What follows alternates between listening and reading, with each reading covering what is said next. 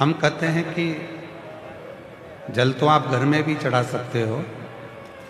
एक लोटा जल अपने घर में भी जो शिवलिंग है, भगवान शंकर का शिवलिंग विराजमान है, उसको चढ़ा सकते हो। पर जब हम अपने घर से लोटा भरकर जल लेकर निकलते हैं तो अपने घर के 3 दोष केवल जल लेकर निकलने में ही शांत हो जाते हैं। पहले नंबर का है पितृ दोष, दूसरे नंबर का है वास्तु दोष और तीसरे नंबर का है काल सर्प दोष। जब हमारे घर से हम 1 लोटा जल लेकर मंदिर के लिए, शिवालय के लिए, भगवान शंकर के शिवलिंग के लिए निकलते हैं तो ये तीनों दोष हमारे धीरे धीरे धीरे धीरे समाप्त हो जाते हैं।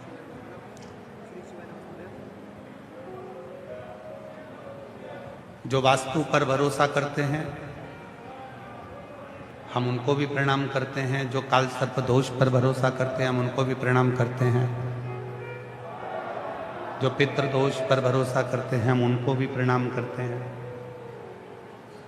हम प्रणाम सबको करते हैं।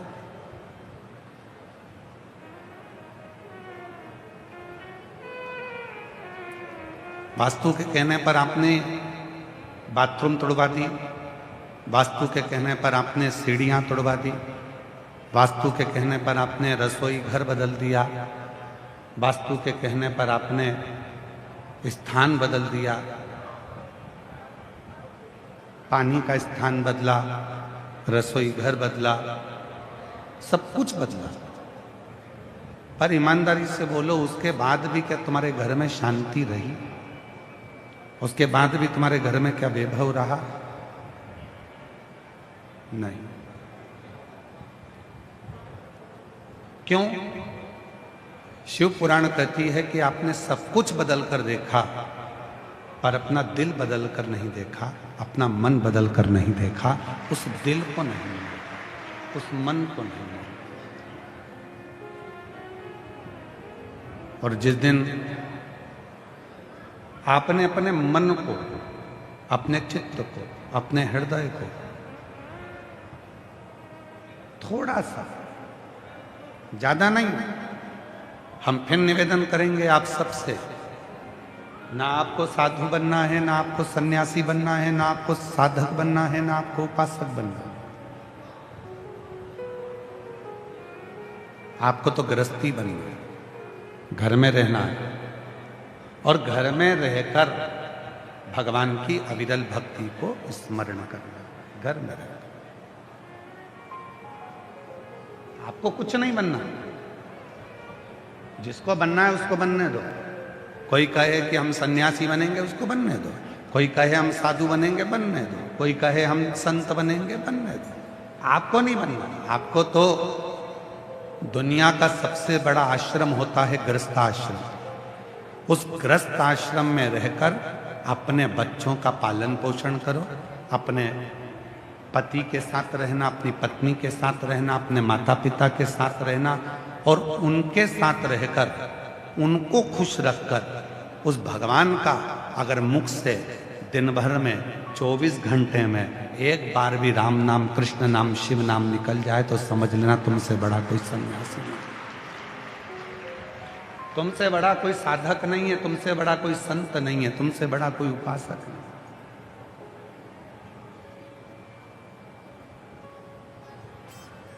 संत बनना सरल है पर गृहस्थी बनना कठिन है। इधर से बच्चे खींचें, इधर से बहुएं खींचें, इधर से परिवार के लोग खींचें, उधर से माता पिता खींचें, इधर से पत्नी खींचे, इधर से कोई खींचे और उस बीच में रहकर भगवान का भजन करके बताओ, कठिन।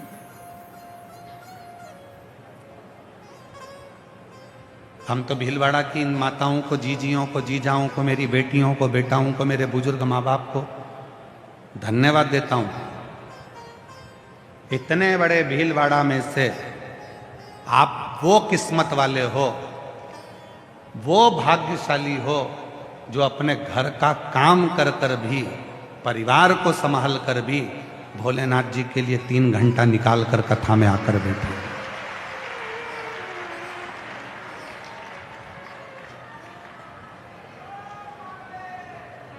आप वो किस्मत वाले हो, आप वो भाग्यशाली हो।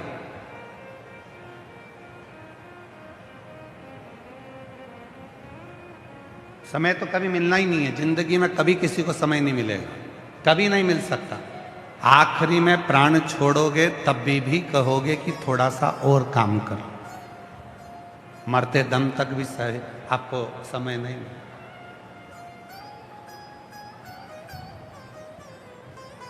पर थोड़ा सा समय, इसलिए शिव महापुराण कलिकाल में वो पुराण है जिसने आडंबर को, प्रपंच को, पाखंड को, ढोंग को, सबको दूर कर दिया। इसने केवल एक काम करा, तुमसे भगवान का नाम मुख से निकले ना निकले, एक लोटा जल भरो, घर से लेकर शिव के दरवाजे चलो, शंकर के मंदिर में जाकर शिवलिंग पर एक लोटा जल चढ़ाओ, अपने दिल की बात अपने महादेव को कहो और एक लोटा जल सारी समस्या का हल। अपनी जिंदगी की सारी समस्या शिव के चरणों में। अब किसी ने कहा, क्यों गुरुजी तुमने तो नया मंत्र निकाल दिया, श्री शिवाय नमस्तुभ्यम।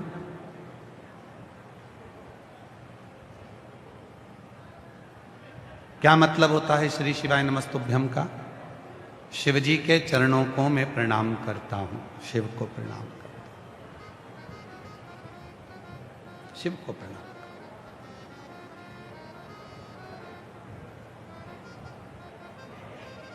क्या बोलते हैं? श्री शिवाय नमस्तुभ्यम,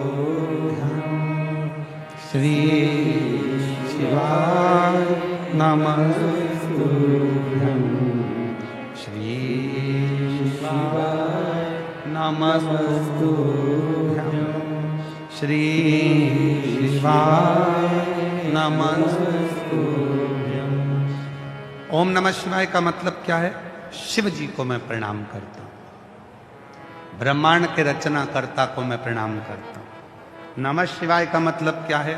शिव को मैं प्रणाम करता हूं, शिव को मैं नमन करता हूं। श्री शिवाय नमस्तुभ्यम का मतलब क्या है? शिव को मैं प्रणाम करता हूं, नमन करता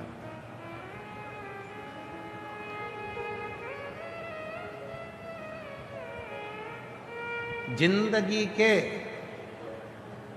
याद रखना भीलवाड़ा वालों और जितने भी आस्था चैनल पर पूरा विश्व इस कथा को सुन रहा है, सोशल मीडिया के माध्यम से, मीडिया के माध्यम से और आस्था चैनल के माध्यम से, यूट्यूब के माध्यम से पूरा देश विदेश 172 देश इस कथा का सीधा प्रसारण श्रवण कर रहे हैं। यदि अपनी जिंदगी का परिणाम बदलना है तो प्रणाम करना प्रारंभ कर दो।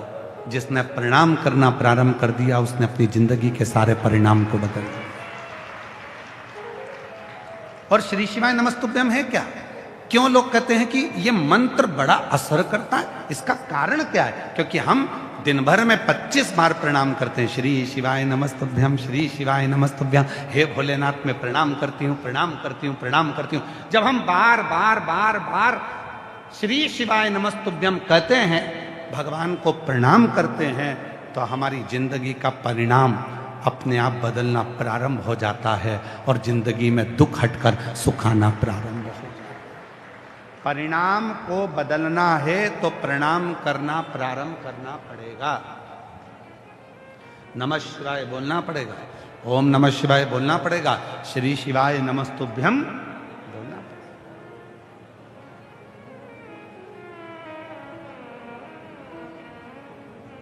प्रणाम करें और महादेव नमन चरणों में।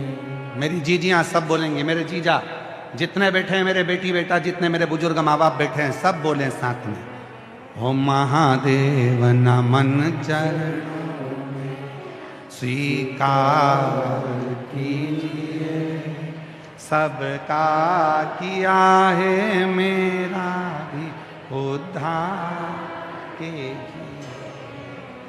उद्धार कीजिए। हे त्रिपुंडधारी, हे त्रिशूलधारी, हे त्रिपुंडधारी, हे त्रिशूलधारी। चरणों में तेरे बाबा जी पावन है चारों धाम। चरणों में तेरे बाबा जी पावन है चारों धाम। तेरी देव करते वंदना, पूजे है सीताराम। तेरी देव करते वंदना, पूजे है सीताराम।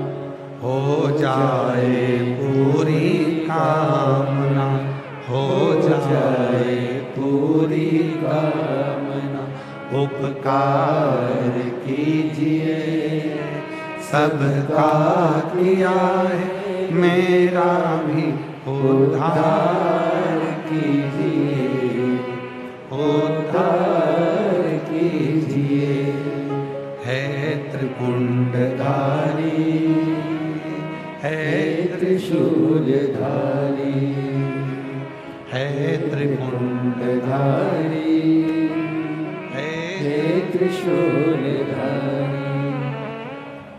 परिणाम परिणाम को बदल देता।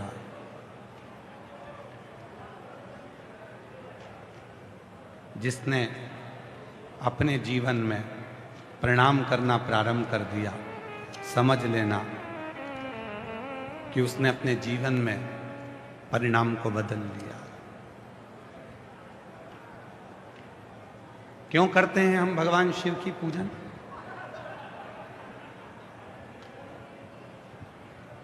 किस लिए हम भगवान देवाधिदेव महादेव की पूजन करते हैं? शिव पुराण में स्वयं पर्वत मुनि ने तुमरुका जी से पूछा था, पूजन से मिलता क्या? क्यों भगवान की पूजन करी जाती है? किस लिए पूजन करते हैं शिव जी की? तुमरुका जी ने कहा था, यदि संसार में आपको पूजनीय होना है तो आपको शंकर की पूजन करना ही पड़ेगी, तो जगत में आप एक दिन पूजनीय हो जाओ। पूजन करो पूजनीय होगे, आदर करो तो आदरणीय होगे। कोई शिव भक्त मिले और उस शिव भक्त का आपने आदर करा, सम्मान करा, कोई शंकर की आराधना साधना करने वाला मिले, उसका यदि आपने आदर कर लिया तो आप आदरणीय हो। 3 दोष एक लोटा जल चढ़ाने से समाप्त हो जाते हैं। 3 दोष। एक लोटा जल चढ़ाने से 3 दोष समाप्त हो जाते हैं। पहला है वास्तु दोष। कितना भी घर में वास्तु दोष हो, सब कुछ बदल कर देख लिया, अब कुछ मत करो, एक लोटा जल शिव जी को चढ़ाना प्रारंभ करो। शंकर भगवान वास्तु के देवता हैं। जल चढ़ाओगे, जल चढ़ाना प्रारंभ।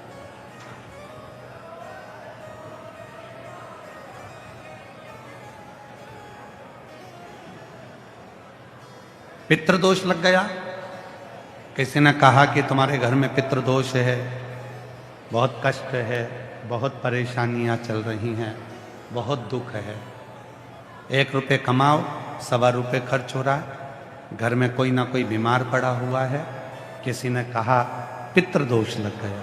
पितृदोष लग गया। वास्तु के देव हैं शिव, पितरों के देव हैं शिव। 1 लोटा जल जब हम घर से लेकर चलते हैं तो पितृदोष भी समाप्त होता है, और 1 लोटा जल लेकर जब हम शंकर को चढ़ाते हैं तो वास्तु दोष भी समाप्त होता है। और तीसरे नंबर पर है काल सर्प दोष। ये दोष कैसे लगता है? काल सर्प दोष लगा कैसे? क्यों कहा ब्राह्मण देवता ने पत्रिका देखकर कि तुम्हें काल सर्प दोष है? पहले के समय में ये दोष नहीं होता था। बुजुर्ग माताएं बैठी हैं, पूर्व समय में बहुत बड़े बड़े ज्योतिषी होते थे। जितनी बुजुर्ग माता बैठी हैं 80 साल 85 साल 70 साल की, उनके भी गांव में, उनके भी पीहर में बहुत बड़े बड़े ज्योतिषी होंगे, और कभी उन्होंने किसी के मुख से नहीं सुना होगा कि काल सर्प दोष होता, कभी नहीं सुना। अभी अभी एक दोष चालू हुआ जिसको कहते हैं काल सर्प दोष। कहां से प्रारंभ हुआ? उसका प्रारंभ का कारण क्या है? उसके प्रारंभ का एक ही कारण है। क्या कारण है? पहले के समय में भगवान को स्नान कराते थे, घर में जो थाली में, पात्र में भगवान को स्नान कराते थे, उस स्नान का जल, भगवान के स्नान का जल हम पेड़ों में, पौधों में, बगीचे में डाल देते थे। अब भगवान के स्नान का जल हम बगीचे में नहीं डालते, अब हम भगवान के स्नान का जल पेड़ों में नहीं डालते, हम भगवान के स्नान का जल हम क्या करते हैं? उसके स्नान का जल, परमात्मा के स्नान के जल को ले जाकर तुलसी के क्यारे में डाल देते हैं। अब तुलसी के क्यारे में डाला तो गणेश जी महाराज का भी स्नान तुमने थाली में कराया, शिव जी का स्नान भी तुमने थाली में कराया, शालिग्राम भगवान का स्नान भी थाली में कराया, लड्डू गोपाल का स्नान भी थाली में कराया, देवी जी का स्नान भी थाली में कराया। एक ही थाली में तुम्हारे मंदिर में जितने भगवान हैं सबको तुमने थाली में रखा, लोटा उठाया, सब पे जल चढ़ाया, सबका स्नान कराकर और पहुंचकर तुमने मंदिर में वापिस रख दिया। सबके स्नान का जल एक साथ ले जाकर तुमने तुलसी जी में डाल दिया। माता तुलसी में किस देवता का जल जाना चाहिए, माता तुलसी में किस देवता का जल पहुंचना चाहिए, ये दुनिया के लोगों को नहीं मालूम। तो सारे देवता का जल जब माता तुलसी में जाना प्रारंभ हो जाता है तो फिर धीरे धीरे धीरे धीरे वो काल सर्प दोष का रूप रख लेता है। काल सर्प दोष। इसलिए पहले का नियम अपनाओ, जल को, अगर भगवान के स्नान का जल है तो उसको ले जाके तुलसी में मत डालो, उसको ले जाकर एक बगीचे में, एक गमला हो, तुम्हारे घर में कोई पौधा हो, कोई गमला रखा हो, उस गमले में उस जल को डाला करो। तुलसी में तो साफ जल डालो, एक लोटा जल भर के ले आओ, माँ तुलसा में डालो, तुलसा जी की परिक्रमा करो, दीपक लगाओ, प्रणाम करो, निवेदन करो, उनको नमन करो। पर हम क्या सोचते हैं कि सारे स्नान का जल तुलसी जी में ले जाके डालो। 3 दोष है, वास्तु दोष, पितृदोष, काल सर्प दोष। इन 3 दोषों को यदि मिटाना है तो हमें कहीं नहीं जाना, एक लोटा जल भरना, शिव मंदिर में जाना चालू करना, शंकर भगवान को जल चढ़ाना प्रारंभ करना और प्रेम से बाबा को अपने मन का भाव कहना, जीवन के सारे दोष समाप्त होना प्रारंभ हो जाए। अब सौंप दिया इस जीवन का सब भार तुम्हारे हाथों में है, हार तुम्हारे हाथों में है, जीत तुम्हारे हाथों में। अब सौंप दिया इस जीवन का सब भार तुम्हारे हाथों। अपने जीवन को जीने का एक तरीका सीखिए। विश्वास, भरोसा, दृढ़ता शिव के करीब में लेकर शिव के।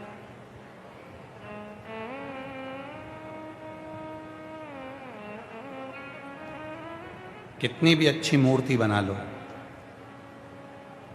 कितनी भी जोरदार मूर्ति का निर्माण कर लो, उसमें भगवान कब आएगा? जब आपका भाव बढ़ जाए। उस मूर्ति में भगवान कब आएगा? जब तुम्हारा भाव बढ़ेगा, नहीं तो मूर्ति वो पत्थर की मूर्ति ही कहलाए। भाव बढ़ाओ। हम हमारे भीतर के भाव को तो बढ़ाते ही नहीं।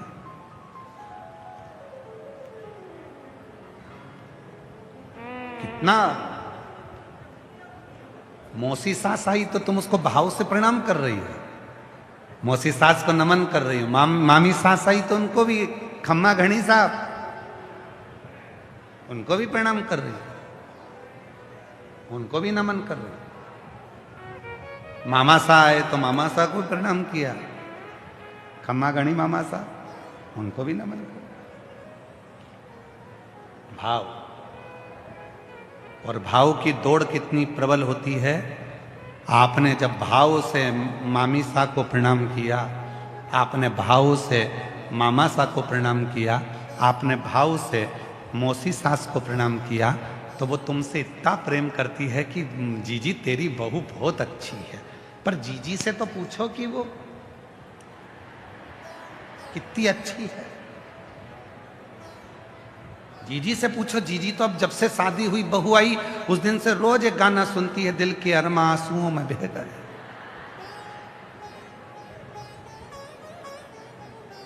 मेरे छोरे को उसके ससुराल वाले ले गए, दिल के अरमा आंसुओं में बह गए। उससे पूछो क्यों?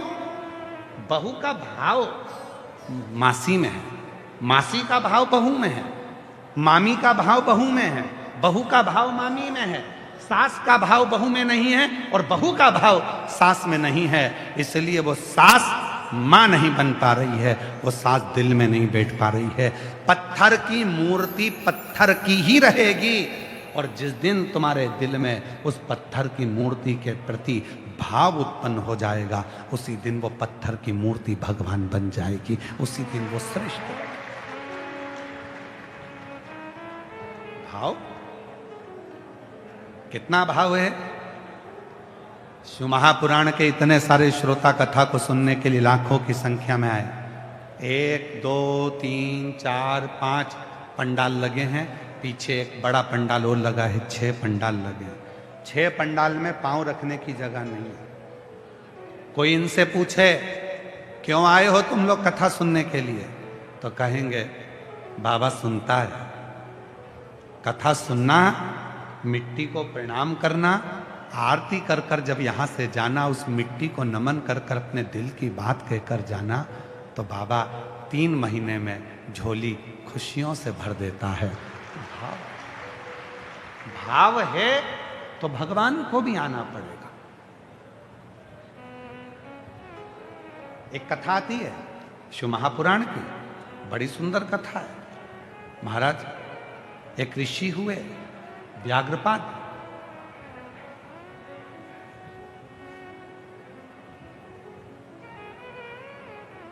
एक उपमन्यु मुनि हुए। उपमन्यु मुनि के पिता ऋषि व्याघ्रपाद हुए।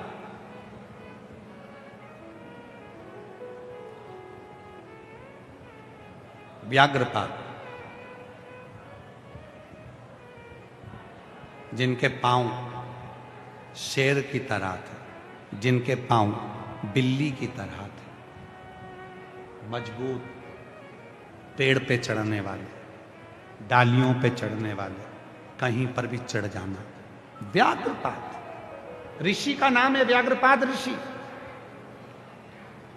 शिव के उपासक थे। शिव महापुराण की कथा कहती है व्याघ्रपाद ऋषि इतने शंकर के उपासक थे, इतने उपासक थे कि उनकी धर्म पत्नी के गर्भ से एक बालक ने जन्म लिया जिसका नाम उपमन्यु था। वो उपमन्यु एक दिन दूध के लिए रो रहा था और माँ उनको घर में दूध ना होने पर आटा घोलकर पानी में बेटे को दे देती हैं और बेटा उस दूध को मुख में लेकर थूक देता है। माँ से कहता है माँ मुझे दूध दे दे। माँ के पास में दूध नहीं था तो माँ ने कहा दूध तो एक ही देवता के पास है और वो देव अधिदेव महादेव हैं, तू उनका भजन कर, तुझे दूध प्राप्त हो जाए, तुझे उनका दूध प्राप्त हो जाए। क्योंकि दुनिया के लोग सबसे ज्यादा दूध अगर कहीं चढ़ाते हैं तो शिव पर चढ़ाते हैं। केवल 2 देवता हैं, जिनको जल चढ़ाया जाता है, बाकी के किसी देवता को जल नहीं चढ़ाया जाता। केवल 2 देवता हैं जिनको जल चढ़ाया जाता है। एक है मेरे देव अधिदेव महादेव और दूसरे नंबर पर है सूर्य नारायण भगवान, जिनको रोज जल चढ़ाया जाता है, प्रतिदिन जल चढ़ाया जाता है। 2 देवता हैं जिनको जल चढ़ाया जाता है। शीतला माता को भी जल चढ़ता है, पर सप्तमी अष्टमी को नवरात्रे में माँ दुर्गा भवानी को भी जल चढ़ता है, रोज नहीं, केवल नवरात्रे में। सारे देवताओं का, भगवान का भी अभिषेक होता है राम जी का तो रामनवमी पर, भगवान कृष्ण का अभिषेक होता है तो रामनवमी पर, नरसिंह चौदस पर, वामन द्वादशी पर, कृष्ण जन्माष्टमी पर, रामनवमी पर। 4 उत्सव हैं जिसमें भगवान का स्नान होता है।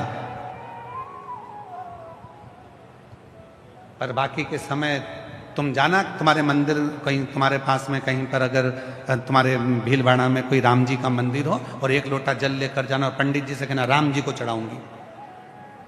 पंडित जी कहेंगे पागल हो गई है, बावरी हो गई है, राम जी को कोई जल चढ़ता है?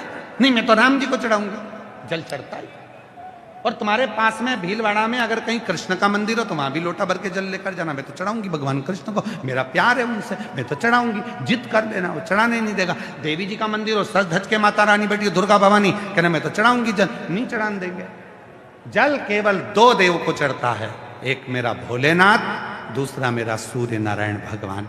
क्यों? शिव जल को स्वीकार करते हैं। केवल एक देव, 33 कोटि देवता में भगवान शंकर एक ऐसे देव हैं जिनको जल चढ़ता है और 33 कोटि देवता उस जल को शिव जी से ले लेते हैं। शंकर को चढ़ाया और सारे देवताओं को मिल गया। सारे पितरों को जल देना है, शिव जी को जल चढ़ा दो। गंधर्वों को जल देना है, शिव जी को जल चढ़ा दो। तुम्हारे को नागों को जल देना है, शिव जी को जल चढ़ा दो। किन्नरों को जल देना है, शिव जी को जल चढ़ा दो। पितरों को जल देना है, शिव जी को चढ़ा दो। इंद्र को जल देना है, शिव जी को चढ़ा दो। जैसे वृक्ष है, पेड़ है, तुम्हारे सबके घर में बगीचा होगा, तुम्हारे सबके घर में फूल लगे होंगे, तुम्हारे सबके घर में तुलसी का पौधा होगा, तुम्हारे सबके घर में कोई ना कोई गमला होगा। गमले में आप कितने लोग बैठे हो जो अपने घर के गमले में जब पानी देते हो तो पानी देते हो तो फूल में देते हो, पत्ती में देते हो, एक एक डाली को पकड़ कर देते हो कि जड़ में देते हो? कहाँ देते हो? जम के बोलो जरा। जड़ में देते हो। फूल को तो नहीं देते ना? बोलो बोलो बोलो। नहीं देते। डाली को तो नहीं देते, पत्ती को केवल एक जगह पर पानी दिया जाता है और फूलों को मिल जाता है। केवल एक जगह पर पानी दिया जाता है, पत्ती को मिल जाता है। केवल एक जगह पर पानी दिया जाता है, डाली को मिल जाता है। उसी तरह 33 कोटि देवता को अगर जल चढ़ाना है तो शिव पर जल चढ़ाना प्रारंभ कर दो, 33 कोटि देवता को प्राप्त हो जाता है। शंकर को जल, और उस जल का फल खाली नहीं जाता। अरे देख लिया संसार हमने देख लिया, सब मतलब के यार हमने देख लिया। झूठे नाते झूठे रिश्ते, झूठे नाते झूठे रिश्ते, झूठा है संसार हमने देख लिया। सब मतलब के यार हमने देख लिया। देख लिया संसार हमने देख लिया। सब मतलब के यार हमने देख लिया। हमारे दीनानाथ जी एक लाइन गुनगुनाते हैं, शमशान तक साथ देने वाली। साथी है मित्र गंग के जल बिंदु पान तक, अर्धांगनी बढ़ेगी तो केवल मकान तक। परिवार के सब लोग चलेंगे इस मसान तक, बेटा भी हक निभाएगा तो अग्निदान तक। इससे तो आगे भजन ही है साथी, हरि के भजन बिन अकेला रहेगा। अरे मन ये 2 दिन का मेला रहेगा, कायम ये जग का झमेला रहेगा। एक जगह पर जल चढ़ाना प्रारंभ कर दो। याद रखना, कई माताओं के भीतर भेद है। सियोर वाला महाराज कहता है 1 लोटा जल सारी समस्या का हल। कई माताएं हैं जो आज तक पूरा 1 लोटा जल शिव जी को चढ़ा ही नहीं पाई है। मंदिर जाती है, गणेश जी दिख जाते हैं, पहले उनको चढ़ा देते हैं। पास में पार्वती जी बैठी मिल जाती है, उनको चढ़ा देती है। उसी में से जल फिर शंकर जी को चढ़ाती, थोड़ा कार्तिकेय को भी चढ़ा देती है। फिर उसी में से जल शिव जी को चढ़ा देती है। अब सियोर वाला बाबा तो के थक गया। 1 लोटा जल सारी समस्या का हल। शंकर जी बोले, रोज कहती है मेरी मुराद पूरी करो, मेरी मुराद पूरी करो। भगवान के 1 लोटा जल तो चढ़ा और सबसे कह रही है मैं रोज जाती हूं 1 लोटा जल लेकर। सही में कितना समय हो गया? 3 महीना, 4 महीना, 6 महीना, 8 महीना। अच्छा 1 लोटा जल? हाँ। अरे तुमने चढ़ाया कब? थोड़ा सा लेकर पार्वती जी के पास पहुंच गई, थोड़ा सा लेकर गणेश जी के पास पहुंच गई, थोड़ा सा जल कार्तिकेय के पास पहुंच गए। जब शिव पुराण कह रही है कि शंकर जी का जैसे ये शिवलिंग है, ये शंकर जी का शिवलिंग, ये जलाधारी माँ पार्वती जी का हस्त कमल है।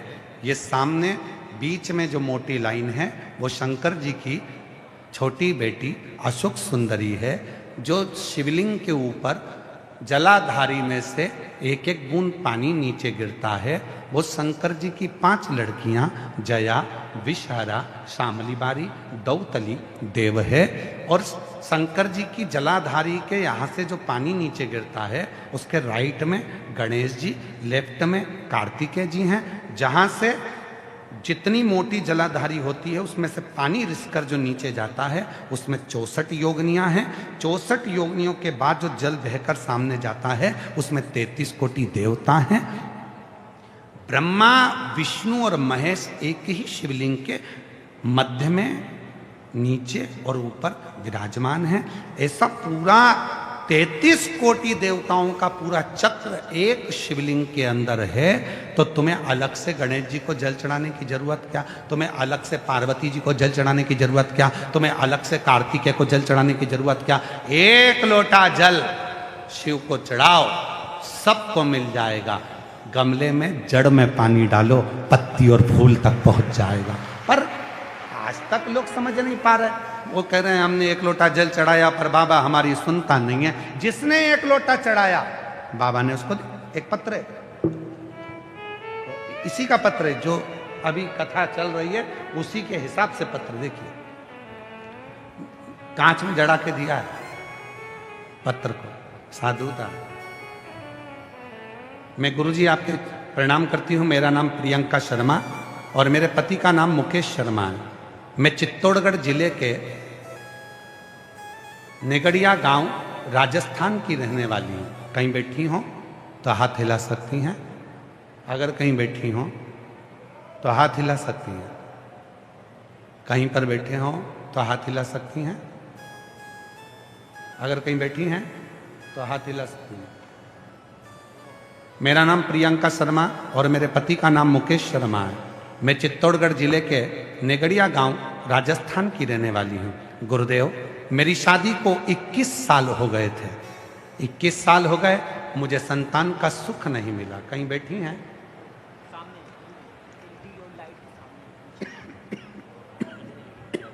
हाँ दिख गए बेटा, आ जाओ आ जाओ, ले आओ। शादी को 21 साल हो गए, मुझे संतान नहीं थी गुरुदेव। ऐसा कोई डॉक्टर नहीं बचा दिल्ली से मुंबई तक का जिसके मैंने इलाज ना करवाया। जगह जगह जाकर खोदी भरवाई, पर भी संतान नहीं आई। सब हिम्मत हार गए। 21 साल निकल गए, आस छोड़ दी। जब पूरी आस छोड़ दी, तब मेरी ननन ने बताया कि आस्था चैनल पर प्रदीप मिश्रा जी की कथा आती है, वहां आसन लगाकर सुनो। मैंने सुनना चालू किया। मैंने एक दिन की कथा कोटा के पंडाल में बैठकर सुनी और वहीं पर बाबा से अपनी प्रार्थना करी। गुरुजी, आप कहते हो कि कथा के पंडाल में वही जाता है जिसको शिव जी को कुछ देना होता है। मैंने भी सोचा, मुझे बाबा ने अगर कोटा में कथा सुनने बुलाया है तो मुझे भी कुछ गिफ्ट जरूर देगा। मैं कोटा में पहुंच गई, एक दिन की कथा वहां सुनी। वहां के पंडाल की मिट्टी को आरती के बाद अपने गर्भ पर लगाया, बाबा को प्रणाम करा, वहां से लौट कर आ गई। गुरुदेव, मंदिर रोज जाने लगी, झाड़ू लगाने लगी, पोछा लगाने लगी, रोज जल चढ़ाने लगी और सफेद आंकड़े की जड़ का प्रयोग करा। कुबरेश्वर धाम गई, वहां कंकर शंकर की पूजन करी और रुद्राक्ष भी लिया। उसे रोज तांबे के कलश में गलाकर भोलेनाथ पे चढ़ाकर आचमन करती। 3 महीने बाद फिर से सफेद आंकड़े की जड़ का फिर प्रयोग करा और बाबा की ऐसी कृपा हो गई गुरुदेव, 21 साल के बाद मेरे गर्भ से 3 जनवरी 2024 को मेरे गर्भ से बच्चे ने जन्म लिया। मैं बाबा को प्रणाम करती हूँ। 21 साल के बाद मेरे बाबा ने मेरी झोली भर दी।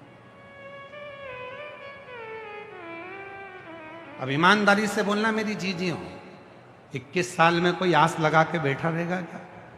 21 साल में किसी को बाबा, जरा विचार करना, क्या 21 साल बाद किसी को संतान हो सकती है क्या? शादी के 21 साल बाद यहाँ तो दुनिया 2 साल 5 साल में हिम्मत हार जाती है। इसने भी हिम्मत हार दी थी, पर इसकी ननन ने कहा, तू आसन लगाकर कथा तो सुन। टीवी के सामने बैठकर आसन लगाकर कथा सुनी। कोटा में पहुंच गई कथा सुनने के लिए। वहां की मिट्टी, हम आपसे भी कहते हैं, जिनको जल्दी है वो कथा में बिल्कुल मत आओ। आप में से कई माताएं भाई बहन ऐसे हैं जिनको ट्रैफिक में फंस जाएंगे, जल्दी निकल जाए, जल्दी निकल जाए। और भगवान ने एक दिन सोच लिया कि तुझे बहुत जल्दी है तो मैं ऊपर ले जाने की भी जल्दी कर दूं, तो क्यों जाना जल्दी? किसी भी कार्य में जल्दी नहीं करना। मंदिर है, आराम से जाओ, तुम्हारे घर का काम हो जाए तब जाओ। जरूरी नहीं है कि मैं अब भी जाऊंगी, मेरे घर में इतना काम पड़ा और अब भी जल चढ़ाऊंगी। नहीं नहीं, तुम पूरा काम निपटाओ। पति के लिए टिफिन बनाओ, बच्चों को स्कूल पहुंचाओ, आराम से सास के लिए भोजन बनाओ। तुम्हारा माता पिता बीमार हैं, सास ससुर बीमार हैं, उनकी सेवा कर लो। सेवा करने के बाद बच्चे लोगों को टिफिन मिफिन बनाकर आराम से उनका सारा काम निपटा कर जब फ्री हो जाओ, तब एक लोटा लेकर मंदिर जाओ। बाबा भी कहेंगे, आ गई, हाँ, सबका काम करी आई, हाँ, किसी का दिल तो नहीं दुखेगा? नहीं। अब मैं सबका काम कर कर आखिरी में अपने पापा से, अपने बाबुल से, अपने पिता से मिलने के लिए आई हूं। और बाप के पास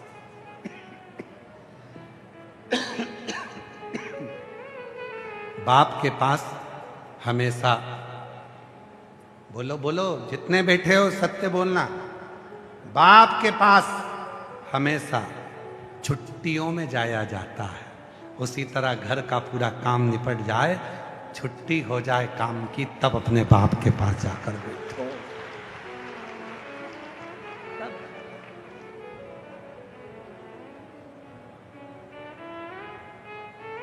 अब इधर पति चिल्ला रहा, कहां चली गई? मंदिर में बैठी लोटा जल चढ़ा रही। पति आवाज लगा रहा, सास ससुर उधर आवाज लगा रहे, बच्चे चिल्ला रहे, mummy tiffin tiffin tiffin, school जाना है, स्कूल। मैं अभी आई जल चढ़ा के 2 मिनट में। वहां भी मन नहीं लग रहा, वहां भी मन नहीं लग रहा। स्कूल में बच्चे तैयार बैठे और वो मंदिर में बैठ के वहां भी मन नहीं लग रहा। जल्दी जाना है, जल्दी जाना है, जल्दी जाना है। और भगवान कह रहा है, ना जी भर के देखा, ना कोई बात की बड़ी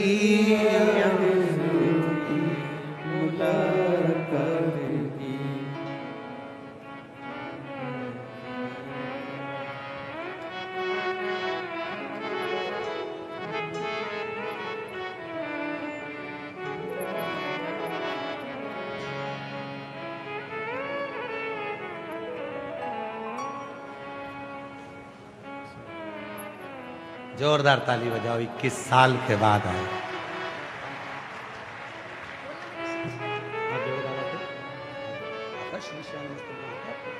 बोलो इसमें, बोलो श्री, बोलो बोलो श्री शिवाय नमस्तुभ्यम। 21 साल के बाद हुई। एक बार जोरदार ताली बजाकर साथ होता। प्रणाम करो बाबा।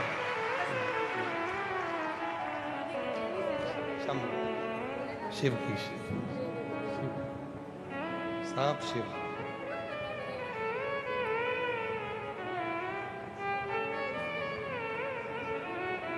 जी कह रही है पूरी दुनिया में घूम ली, कहीं से नहीं मिला, मिला तो केवल शिव पुराण की मिट्टी से ही गर्भ ठेर गया। और बाबा ने कहा शिव कर, अरे लुटा दिया भंडार काशी वाले ने, कर दिया मार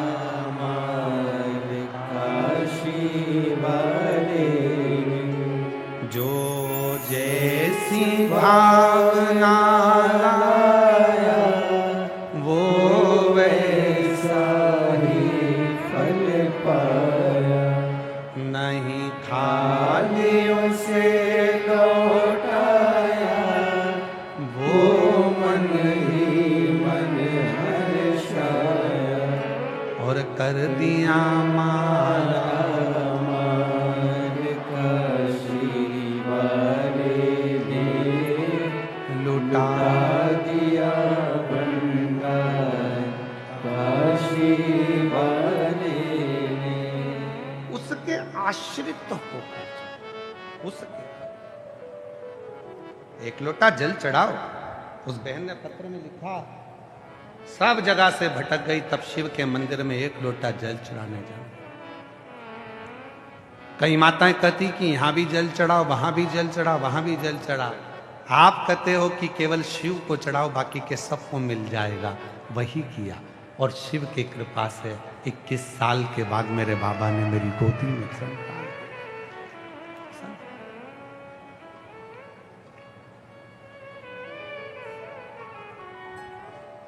क्यों भटकना? कितना भटकता हुआ इंसान हो गया आज का। आपको जरूर हमारी बात का बुरा लग जाएगा तो लग जाए, उसमें कोई दिक्कत की बात नहीं है। अगली बार भले भीड़ भाड़ा मत बुलाना, पर कह के पूरी बात जाऊंगा, कहकर जरूर जाऊंगा। इंसान इतना भटका हुआ हो गया कि उसका दिमाग भटकता ही रहता है। मंदिर में इधर राम जी भी बैठे हैं, गणेश जी भी बैठे हैं, शंकर जी भी बैठे हैं, कृष्ण जी भी बैठे हैं, देवी जी भी बैठी है, और एक फूल, इतने सारे 2-4 फूल हैं, एक फूल है। अब मन में सोच रहा है राम जी को चढ़ाऊं कि कृष्ण जी को चढ़ाऊं कि गणेश जी को चढ़ाऊं, इनको बुरा लग गया तो इनको बुरा लग गया। इतना चतुर इंसान, फूल की पत्ती तोड़ ली। किसी को बुरा नहीं लगना चाहिए। श्री गणेशाय नमः, राम जी तुम्हारी जय हो, सांवरिया सेठ की जय हो, देवी जी की जय हो, भैरू जी की जय हो, दत्त भगवान की जय हो, शंकर जी की। शिव जी ने मन में सोचा कि मेरे तो मंदिर में नारियल भी नहीं फूटता, मेरे मंदिर में नारियल भी नहीं फूटता। वचन दिया था मैंने मां पार्वती को, आज तेरे पुत्र का शीश कटा है, आज के बाद मेरे मंदिर में किसी का शीश नहीं कटेगा, किसी का शीश। मेरे मंदिर में तो नारियल भी नहीं फूटता, तो ये फूल कैसे टूट गया? केवल एक शिव का धाम ऐसा है जहां पर ढेर सारा चावल चढ़ाने की भी मनाही है। एक चावल का दाना, वो भी आका, टूटा हुआ नहीं, उसे पसंद ही नहीं। वचन दिया है पार्वती को, वचन उसको आज तक निभाया है। एक दाना चावल का चढ़ाओ पर आखा चढ़ाओ। अब तुमने तो भैरू जी, देवी जी,